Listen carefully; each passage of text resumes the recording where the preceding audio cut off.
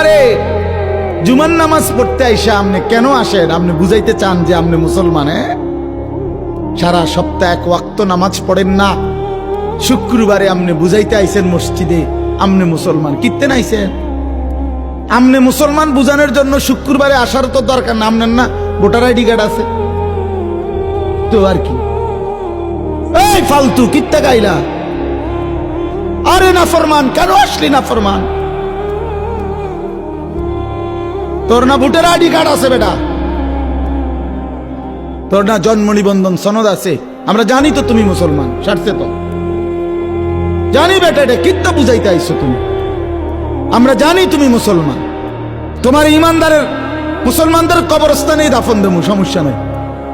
শুক্রবারে আইয়া বুঝাইবার দরকার নেই। আর যদি কেউ বলেন না হুজুর আমি